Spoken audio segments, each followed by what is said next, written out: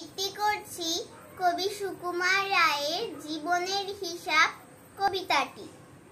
বিদ্যে বোঝাই বাবু মশাই চড়ি শখের বোটে, মাঝিরে কন বললে পারে সূর্য কেন ওঠে, চারটা কেন বারে কমে, জোয়ার কেন আসে। বৃদ্ধ মাঝি অবাক হয়ে ফেল ফেলিয়ে হাসে।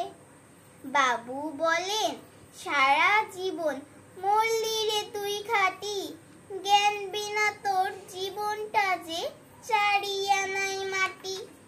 খানিকে বাদে কহেন বাবু, বলতো দেখি ভেবে, নদীর ধারা কেমনে আসে পাহাড় হতে নেবে, বলতো কেন লবণ পোড়া সাগর ভরা পানি।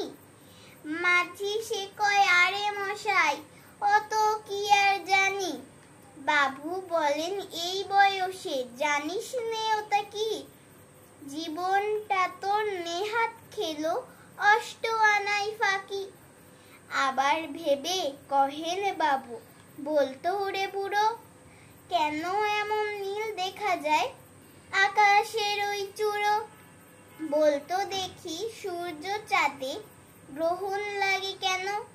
বৃদ্ধ বলেন, আমায় কেন লজ্জা দিচ্ছেন হেন। বাবু বলেন, বলবো কি আর বলবো তোরে কিতা, দেখছি এখন জীবনটা তোর 12 আনাই বৃথা। খানিকে বাদে ঝড় উঠেছে, ঢেউ উঠেছে ফুলে, বাবু দেখেন নৌকোখানি ডুবলো বুঝি দুলে। মাঝি রে কন, এ কি আপদ ওরেও ভাই মাঝি, ডুবলো নাকি নৌকো এবার মরবো নাকি আজি। মাঝি শুধায়, সাঁতার জানো মাথা নাড়েন বাবু। মূর্খ মাঝি বলে, মশাই এখন কেন কাবু। বাঁচলে শেষে আমার কথা হিসেব করো পিছে, তোমার দেখি জীবনখানা 16 আনাই মিছে। ধন্যবাদ।